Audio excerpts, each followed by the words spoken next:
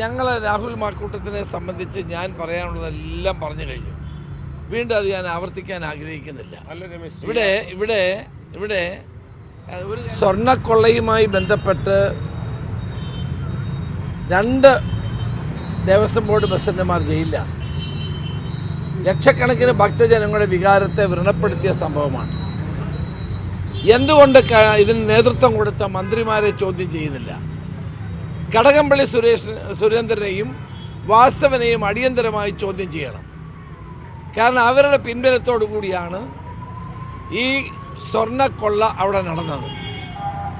മന്ത്രിമാരുടെ അനുവാദമില്ലാതെ, രാഷ്ട്രീയ സംരക്ഷണമില്ലാതെ പക്കാ രാഷ്ട്രീയക്കാരായ 2 CPM നേതാക്കന്മാർ ഇത് ചെയ്യുമെന്ന് ഏതെങ്കിലും ഒരു കുട്ടി ഇവിടെ പറയുമോ? ആർക്കെങ്കിലും വിശ്വസിക്കാൻ കഴിയുമോ?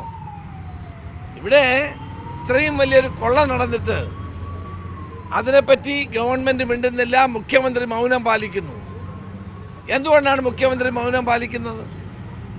ശബരിമലയെ തകർക്കാൻ വളരെ ബോധപൂർവമായ നീക്കമാണ് മുഖ്യമന്ത്രിയുടെ നേതൃത്വത്തിൽ കേരളത്തിൽ നമ്മൾ കണ്ടത്. അതിന് ഇതുവരെ മുഖ്യമന്ത്രി പുറകോട്ട് പോയിട്ടില്ല. അപ്പം മുഖ്യമന്ത്രിയുടെ മൗനം ദുരൂഹമാണ്. ഏതായാലും ഇതിൻ്റെ ഞങ്ങൾ ഓരോ വശങ്ങളും പരിശോധിച്ചുകൊണ്ടിരിക്കുകയാണ്. ഈ സ്വർണ്ണക്കൊള്ളയിൽ നീതിയും ന്യായവും നടപ്പാക്കാൻ വേണ്ടിയിട്ട് ഏതറ്റം വരെയും കോൺഗ്രസ് പാർട്ടിയും UDFും മുന്നോട്ട് പോകും. ഈ രാഹുൽ മാക്കൂട്ടത്തിനെതിരെ പരാതി കൊടുത്തിരിക്കുന്ന പെൺകുട്ടിക്ക് നീതി കിട്ടുമോ? ഞങ്ങൾ രാഹുൽ മാക്കൂട്ടത്തിനെ സംബന്ധിച്ച് ഞാൻ പറയാനുള്ളതെല്ലാം പറഞ്ഞു കഴിഞ്ഞു. വീണ്ടും അത് ഞാൻ ആവർത്തിക്കാൻ ആഗ്രഹിക്കുന്നില്ല. ഇവിടെ ഒരു കാര്യം നിങ്ങൾ മനസ്സിലാക്കണം. 2 CPM നേതാക്കന്മാർ ജയിലിൽ കിടന്നിട്ട് ഇതുവരെ അവരുടെ പേരിൽ ഒരു അച്ചടക്ക നടപടി എടുക്കാൻ CPM തയ്യാറായിട്ടില്ല.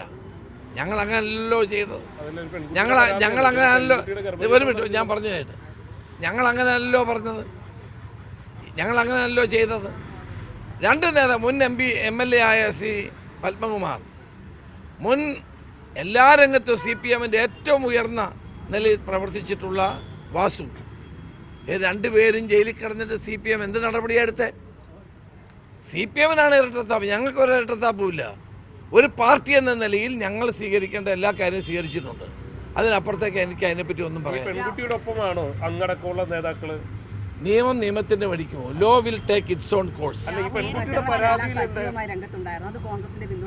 അല്ലല്ല, അങ്ങനെ കോൺഗ്രസിന്റെ ഒരു പിന്തുണയും കൊടുത്തിട്ടില്ല. ഔദ്യോഗികമായ ഒരു പരിപാടിയിലും ഇല്ല. അല്ല, ഇത്തരക്കാരെ കയ്യാമം വെക്കേണ്ടതല്ല. അങ്ങയുടെ ഒരു നിലപാട് എന്താണ്?